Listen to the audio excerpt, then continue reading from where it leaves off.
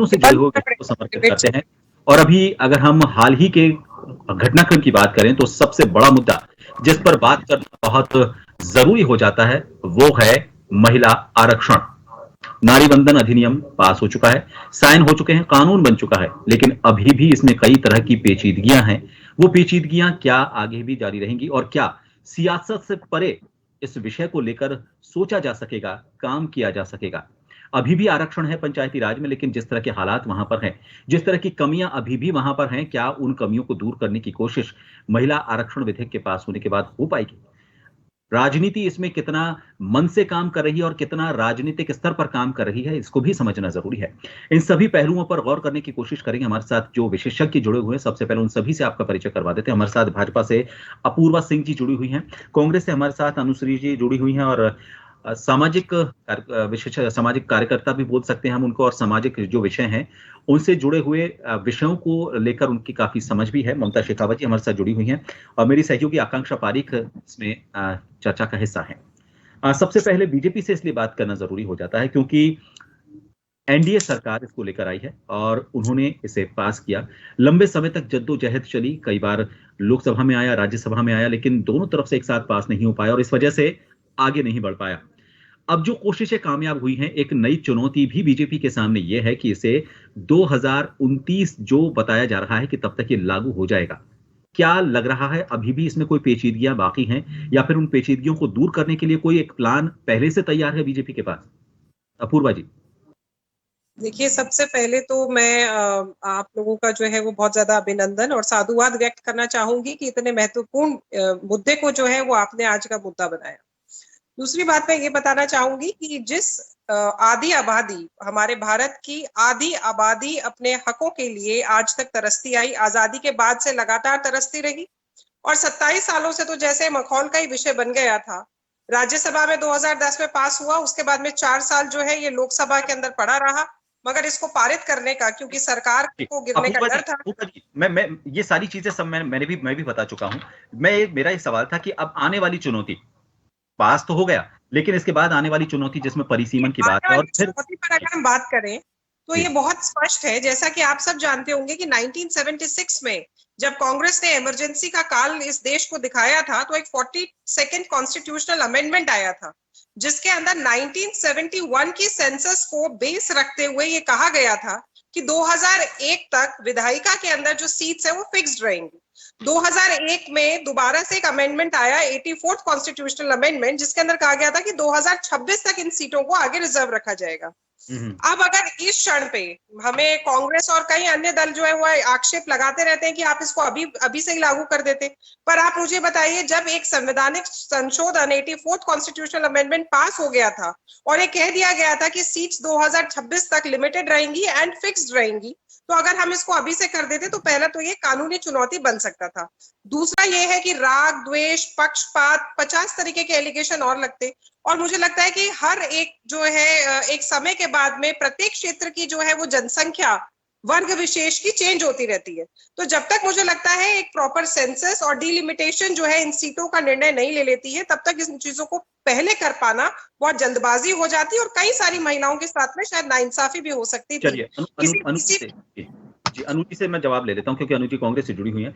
अनु जी, काफी लंबे समय तक ये लंबित रहा और रिपोर्ट्स भी कई आई। नेहरू जी ने एक कमेटी बनाई थी, उसकी भी रिपोर्ट आई, लेकिन वो कभी बाहर ही नहीं आ पाई, और उसके बाद भी मंडल 2 की अगर बात करें तब भी रिपोर्ट्स आई थी, लेकिन उनको सार्वजनिक नहीं किया गया। कांग्रेस के समय में काफी व्यवधान इसमें रहा, तो इसलिए अगर बीजेपी पर हम इसे डालते हैं कि इसे तुरंत लागू कर देना चाहिए था, कारण भी उन्होंने एक तकनीकी कारण बता दिया कि 2026 तक के लिए पहले से ही इसमें कोई छेड़छाड़ नहीं की जा सकती। कांग्रेस पर इसलिए सवाल उठ रहे हैं कि इतने लंबे समय में इतनी उनकी कोशिशें रही, लेकिन कोशिशें कामयाब नहीं हुई। अगर कोशिशें कामयाब नहीं हुई तो कहीं ना कहीं इच्छा शक्ति पर सवाल उठता है। देखिए, हमने कोशिशें तो की है। 2010 में जब हमारी यूपीए की चेयरपर्सन थी श्रीमती सोनिया गांधी जी, उन्होंने संविधान में संशोधन के माध्यम से इस बिल को लेकर आए थे और वो राज्यसभा में पास भी हुआ था। किन्हीं कारणों से लोकसभा में पास नहीं होने के कारण बाद में आती है इनकी भाजपा सरकार, वो कहती है हमको बहुमत दो, बहुमत दो। आज अगर ये बिल पास हो भी गया है तो इसमें समय कितना लगा? 9.5 साल। इतना समय तो नहीं लगना चाहिए था। 9.5 साल का समय काफी लंबा समय था, और लेकिन आज इससे भी अगर ये लागू करने के बाद अगर बात 9.5 साल से ज्यादा का वक्त तो कांग्रेस सरकार और कांग्रेस समर्थित सरकारों का रहा ना। पर वो हमारी कोशिशें तो थी, पर 9.5 साल के बाद भी आज अगर हम पूछे महिलाओं को मिला क्या है, अब भी कहते हैं जनगणना करेंगे। जनगणना में कितना समय बता रहे हैं? 10 साल का समय बता रहे हैं जनगणना ये में। तकनीकी चीजें, इनमें समय लगता है, लेकिन कम से कम एक बार वो कानून की शक्ल तो ले चुका है ना, अब उसको वापस रोल बैक तो नहीं किया जा सकता, कम से कम एक कदम आगे तो बढ़े। वो बात आपकी सही है, लेकिन 10 साल। चलिए ममता जी, देखिए सामाजिक स्तर पर महिलाओं के उत्थान की जब बात की जाती है तो ये सिर्फ एक कागजी कोई कार्रवाई ऐसी नहीं है कि उनको सिर्फ कागजों में 33% का आरक्षण दे दिया। 50% की मांग उठी थी। आधे आबादी की बात अगर हम करते हैं तो आधे हक की भी बात होनी चाहिए। खैर 33% की अगर बात मान लेते हैं, सिर्फ कागजों में 33% आरक्षण दे देना, लेकिन उनका सामाजिक स्तर पर उनको वो तवज्जो देना, पारिवारिक स्तर पर उनको वो तवज्जो देना और आगे बढ़ने के अवसर देना, क्या कागजी कानून बन जाने के बाद काम खत्म हो जाता है? ये लगता है कि सामाजिक स्तर पर और इसके अलावा पारिवारिक स्तर पर और मनोवैज्ञानिक स्तर पर खुद महिलाएं भी उस स्तर पर सोचना अब शुरू करें कि अब उन्हें वो हक मिल चुका है और उस हक के हिसाब से उनको जो जिम्मेदारियां, जो ताकतें मिली हैं, उनका वो सही तरीके से उपयोग करें। कितनी जरूरत अभी भी इस क्षेत्र में काम करने की आपको महसूस होती है? देखिए, ये बहुत अच्छी बधाई लायक एक न्यूज़ है, चाहे देर से सही, लेकिन हमें ये सब आरक्षण का जो फ़ायदा महिलाओं को मिलने वाला है, वाक़ई में तारीफ़े काबिल है। सामाजिक स्तर पर भी ये एक पहल है, एक ये फर्स्ट स्टेप है, अब इससे क्या होगा कि महिलाओं का आत्मविश्वास बढ़ेगा, उन्हें प्रतिनिधित्व मिलेगा, तो वो आगे आएँगी। जब प्रतिनिधित्व ज़्यादा बढ़ेगा, उसकी मात्रा बढ़ेगी, तो रिप्रेजेंटेशन की वजह से जो महिलाएं हैं, जो पीछे हैं, वोटर्स हैं, या जो और ग्रामीण क्षेत्रों में है, शहरी क्षेत्रों में है, उनका आत्मबल बढ़ेगा। उन्हें पता है कि औरतें आगे आ रही हैं, तो ये एक पहला स्टेप है। और दूसरा स्टेप है कि सामाजिक स्तर पर महिलाएं जागरूक होंगी, उन्हें उस चीज का बेनिफिट मिल रहा है, तो वो उनका आत्मविश्वास वैसे ही बढ़ जाएगा। तो सिर्फ कागजी कार्रवाई नहीं है, बहुत अच्छी पहल है। हालांकि थोड़ी देर हुई है, लेकिन इसका बेनिफिट मिल रहा है, तो ये कोई कम नहीं है।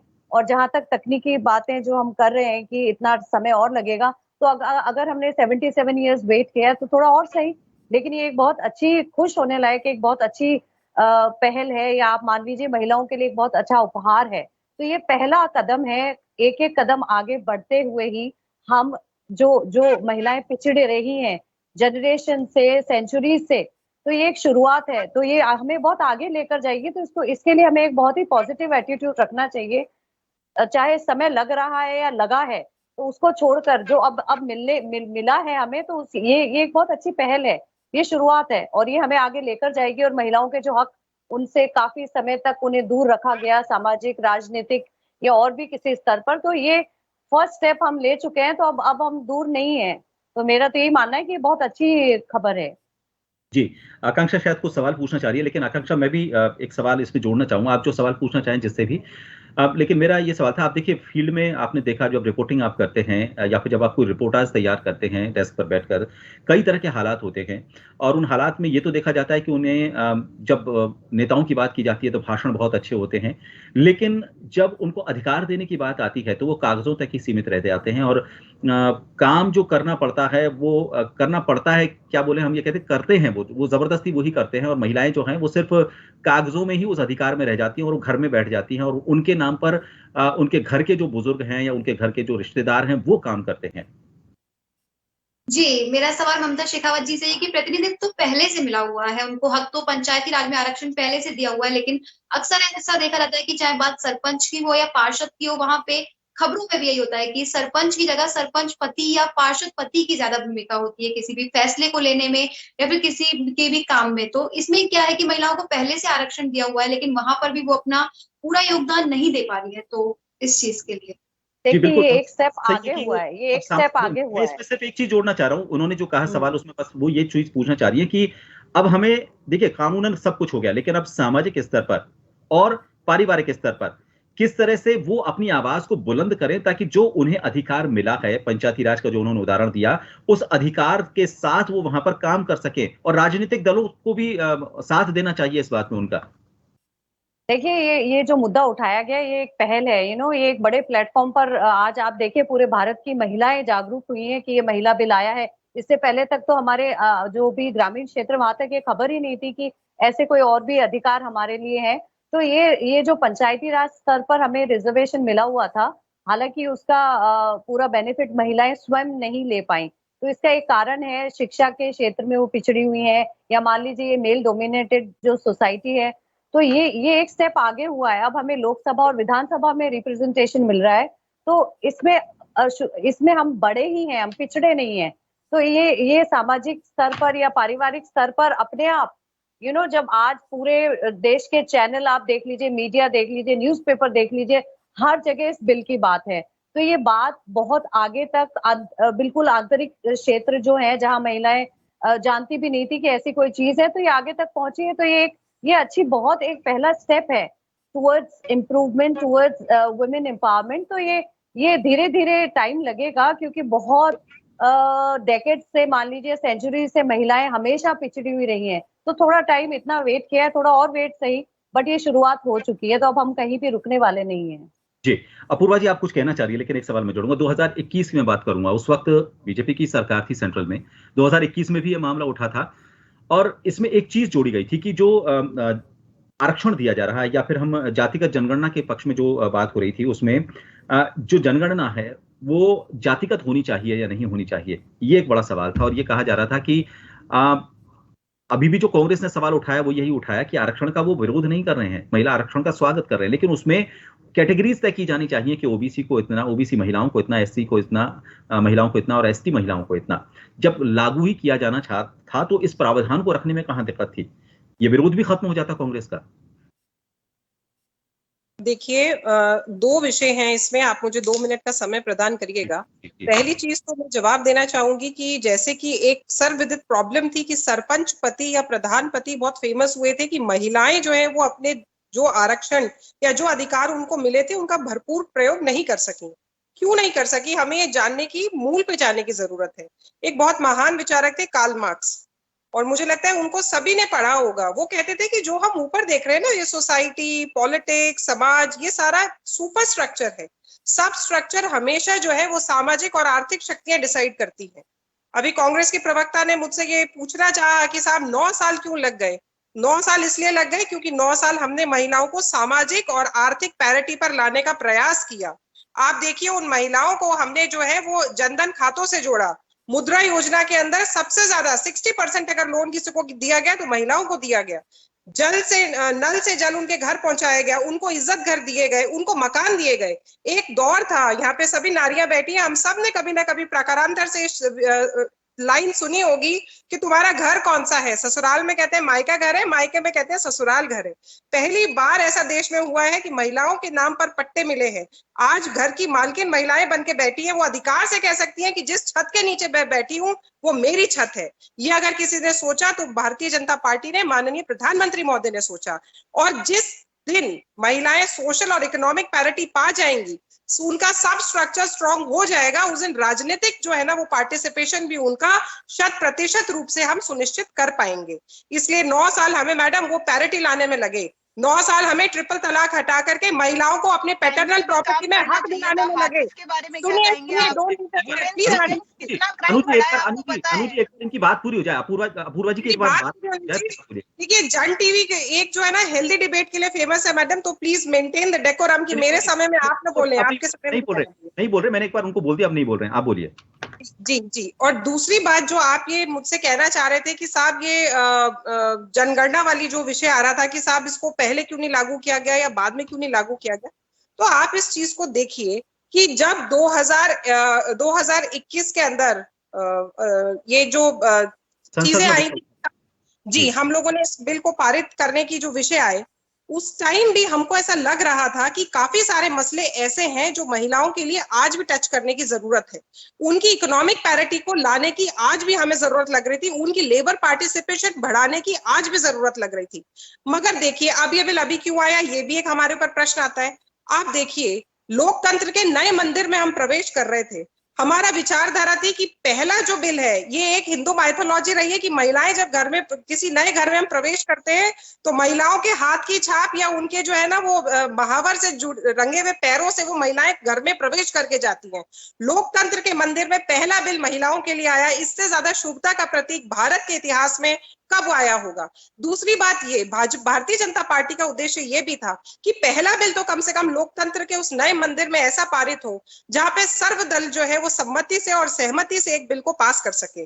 और तीसरा उद्देश्य, मैं आज यहाँ पे सभी महिलाएं बैठी हैं और इस कार्यक्रम का नाम भी नारी है, मैं कहूंगी हमें दलगत राजनीति से ऊपर उठ जाना चाहिए। आपके दल ने भी जो है इसके ऊपर साइन कर दिया है, स्वीकृति दे दी है। हम सबको अब एक साथ मिलकर आगे बढ़ना चाहिए नारी के उत्थान के लिए, नारी के सम्मान के लिए। बिल्कुल, देखिए अपूर्वा जी, इसमें कोई दो राय नहीं है कि इस बिल को लेकर किसी के मन में कोई शक शुबा है।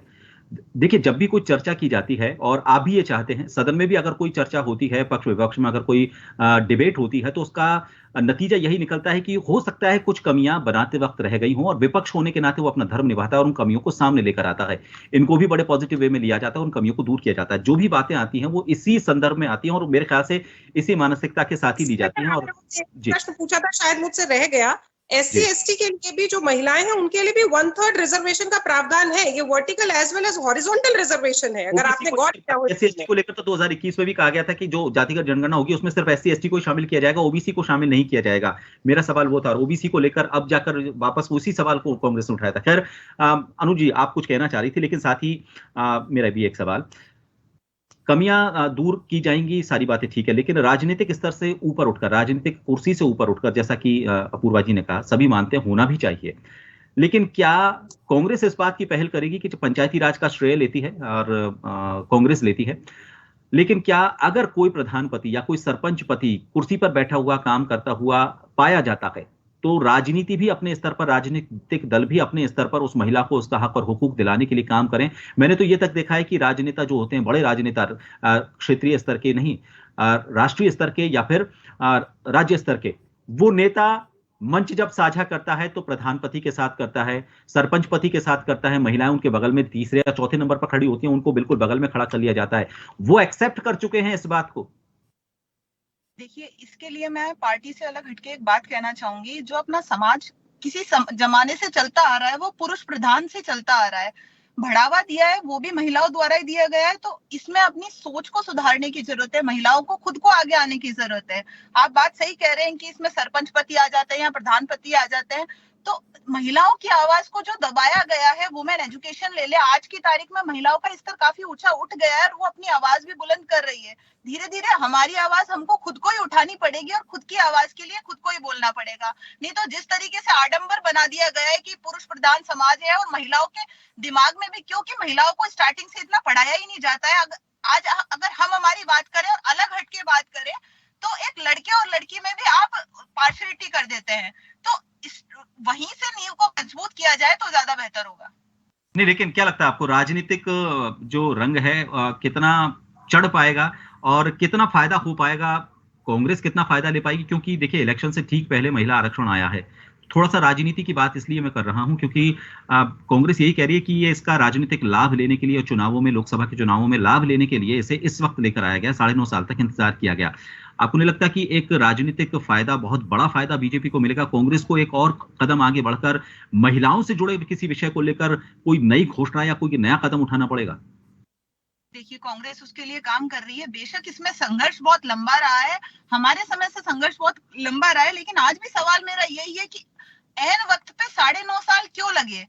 लास्ट में विशेष सत्र बुला के आपने इस चीज की घोषणा करी, तो विशेष सत्र बुलाने से पहले पुराना सत्र भी शायद बहुत ज्यादा दिन नहीं हुए थे। कांग्रेस को क्या तोड़ नजर आता है इसका 9.5 साल में? चलिए ठीक है, आप ये तो कह रहे हैं कि इसका राजनीतिक लाभ लेने की कोशिश की जा रही है, लेकिन कांग्रेस के सामने एक चुनौती तो दे ही दी ना उन्होंने। अगर इस बिल को पास किया, महिलाओं के मुद्दे को लेकर एक बहुत बड़ा वोट बैंक, महिलाओं की जब भागीदारी की बात की जाती है तो जो प्रतिशत आता है, वोटिंग परसेंटेज जो आता है, उसमें पुरुष से ज्यादा प्रतिशत जो आता है वो महिलाओं का आता है, तो एक बहुत बड़े वर्ग को साध लिया।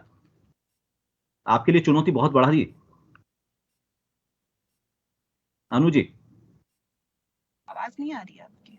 मैं कह रहा हूं आपके लिए बहुत बड़ी चुनौती सामने रख दी है, एक बड़े वर्ग को, जो कि सबसे बड़ा वोटर बैंक होता है, जिसका परसेंटेज सबसे ज्यादा होता है, महिलाएं, उसको सीधा साध लिया। जी 1993 में हम लोग ही लेकर आए थे, जब पंचायत में ले ले या नगर पालिका में ले ले, महिलाओं को सबसे ज्यादा और सबसे अधिक अधिकार हमने ही दिए। तो इस चीज के लिए चुनौती नहीं कहेंगे। और रही बात, देश की महिलाएं सब पढ़ी लिखी हैं, उनको ठीक है। सब पता है कि वो कहाँ वोट डालेगी या किस विकास ठीक के है। लिए काम करेगी। ठीक है। ममता जी, मैं अंतर्राष्ट्रीय स्तर पर अगर इन आंकड़ों को देखता हूं तो ऐसे देश, जब हम पिछड़े देशों की बात करते हैं तो कई देश ऐसे आते हैं जिनको ये कहा जाता है कि भारत से तो बहुत निचले पायदान पर हैं, लेकिन जब हम वहां के राजनीतिक ढांचे को देखते हैं या फिर वहां के संसद को, सदन को देखते हैं, तो महिला भागीदारी का आंकड़ा बहुत आश्चर्यजनक रूप से 50 नहीं 60% को क्रॉस करता हुआ नजर आता है। युगांडा की बात करें, चलिए ठीक है, थोड़ा राजनीतिक छेड़छाड़ जब की जाती है और चर्चाएं की जाती हैं तो पाकिस्तान का जिक्र किया जाता है, पड़ोसी मुल्कों का जिक्र किया जाता है, वहां भी परसेंटेज जो है भारत से ज्यादा है।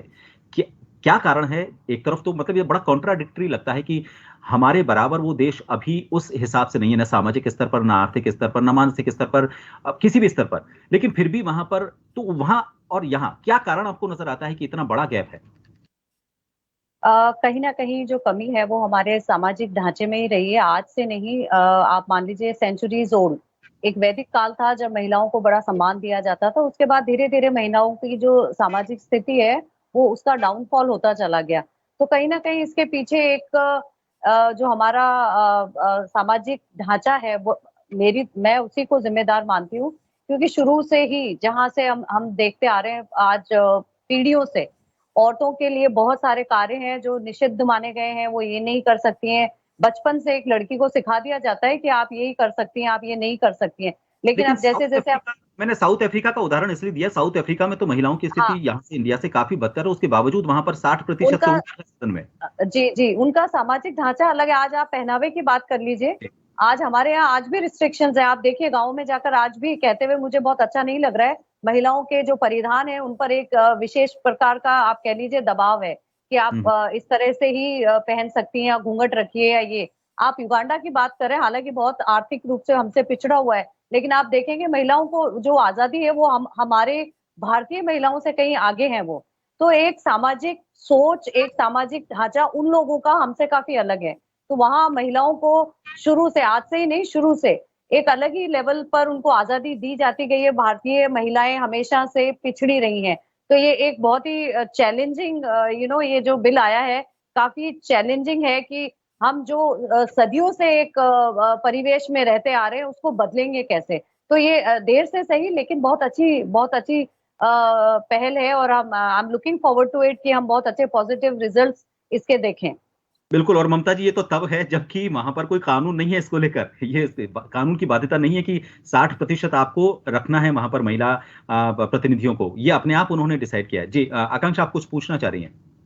बात मैं आपसे सवाल करना चाहूंगी ममता जी, जैसा कि आपने कहा कि हमारा जो सामाजिक ढांचा है उसमें पहले से महिलाएं पिछड़ी हुई है, तो ऐसे में अभी जब महिला उम्मीदवार को ही टिकट मिलेगा तो क्या महिलाएं कितना योगदान दे पाएंगी अपनी इस रूढ़िवादिता से हटकर उस महिला उम्मीदवार को ही जिताने में?